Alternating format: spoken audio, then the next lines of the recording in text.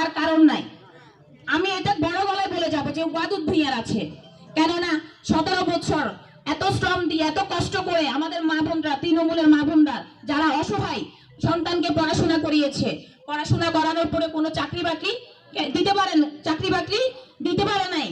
এই আওয়ামী লীগ সরকার দিতে পারছে?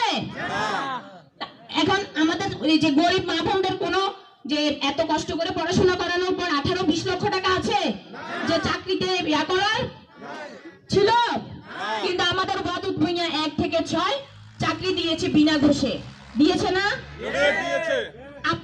যদি ওয়াদুদ ভূঁইয়া বিনা ঘুষে যদি চাকরি না দেয়, ওয়াদুদ ভূঁইয়াকে আপনারা ভোট দেওয়ার দরকার নাই।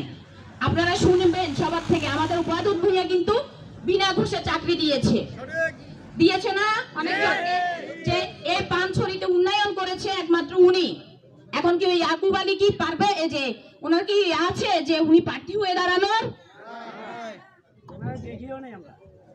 উনি কোথায় থাকে? কোথায় থাকে? ওয়াদুদ ভূঁইয়া কোথায় থাকে? এই 17 বছর আমাদের ওয়াদুদ ভূঁইয়া, আপনারা এতটুকু ভাবেন, উন্নয়ন বাদ দেন, সকল কিছু বাদ দিয়ে দেন, আমরা চাকরি বাকরি উন্নয়ন সকল কিছু বাদ দিয়ে দিলাম। 17 বছর জনগণকে ছেড়ে গেছে ওয়াদুদ ভূঁইয়া। উনি পারতো না বিদেশে থাকতে? উনি পারতো না ঢাকায় থাকতে? কেন? ওনার ভালোর জন্য তো উনি থাকতে পারতো, যে আমি ভালো থাকলে আমি পরবর্তীতে 17 বছর পর এসে আমি আবার নির্বাচিত হইতে পারবো, পারতো না? কিন্তু উনি 17 বছর ধরে এত জুলুম, তার নেতা কর্মীদের উপরে এত অত্যাচার, এত জুলুমের পরেও উনি কিন্তু এই দেশ ত্যাগ করে নাই। উনি কিন্তু 17 বছর এই দেশে ছিল।